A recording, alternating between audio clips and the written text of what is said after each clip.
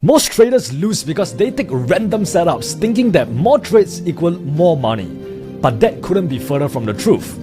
Today, I'm gonna show you exactly how I filter out the noise and focus only on high probability trades that actually make me money. Just last month alone, I took only 6 trades. Out of those, I won 3, I lost 2, and I broke even on 1. But here's the key. Those 3 winning trades, they were all high probability setups. And they alone made me 190k in the month of February. That's the difference between taking high quality setups versus chasing random trades. So in this lesson, I'll break down exactly how I spot this kind of trades, what I look for, what I avoid, and most importantly, how I make sure that I'm only entering in the best areas. Now listen, my guy. If you're still blindly trading basic support and resistance levels in 2025, you deserve to lose money because the market doesn't care about your stupid lines. You need to focus on trading where smart money operates because that's where the real money is at. That means you need to understand the real structure behind price movements and understand exactly why price moves the way it does. So when it comes down to identifying high probability setups, you must understand that not all supply and demand zones are created equal. Just because I can identify a supply zone here, here, and here does not necessarily mean that I'm going to be trading every one of these supply zone. Because as you can see on the charts, even though these were valid supply zones, price just blasts right through it.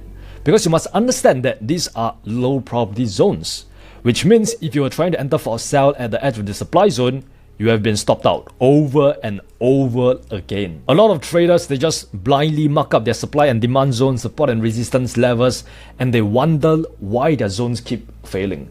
It's because they are trading at low probability zones. With that said, here's the qualification system that I use to filter out weak point of interest so that I focus only on the most important ones that actually matter. So the first question you want to ask yourself is whether the point of interest is in a pro trend or a counter trend, right? Which means you want to ask yourself whether the point of interest is aligned with the overall higher time frame trend direction. So in this case, let's say price is going up just like this. All right, in this case, we can probably draw that this is a demand zone and then this will be a supply zone, right? Which zone do you think is most likely going to work?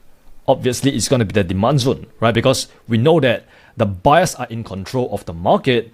And since the buyers are in control of the market, there's going to be a ton of demand right now. And there's going to be a lot of bullish momentum. So in this case, if you try to enter for a sell at this supply zone right here, it's most likely not going to work because the higher time frame order flow is bullish and buyers are just in control of the market. So price is just going to blast right through it. So based on this scenario right here, we can expect price to pull back to this next demand zone to create a new higher low to fill up the remaining buy orders within this demand zone and continue heading back up, right? So this demand zone will most likely work because it is pro trend. And then this supply zone that we have right here, it's counter trend, right? So in that case, it's not going to work whatsoever. This supply zone is just going to fail because of the fact that the bullish order flow is way too strong, right? The bullish momentum is way too strong right now at the moment. So please, for the love of God, avoid trying to short against the clear buying pressure at these supply zones that we have right here because they are counter trend. If you want to look for a sell position at these supply zones, you want to wait for extra confirmation to confirm to you that the structure is shifting bearish, then that is where you can potentially look for a setup. If not, these are just extremely low probability. Now let me just quickly show you an example on the charts so you can really understand what I mean. In this case right here, we got a bullish break of structure to the upside, and we know that after a break of structure, price is going to pull back. So we are expecting price to actually pull back to this previous demand zone that we have right here, right? So before this actually happened, right, if we bar replay all the way down here, we are expecting this demand zone to work because price is still in the bullish order flow.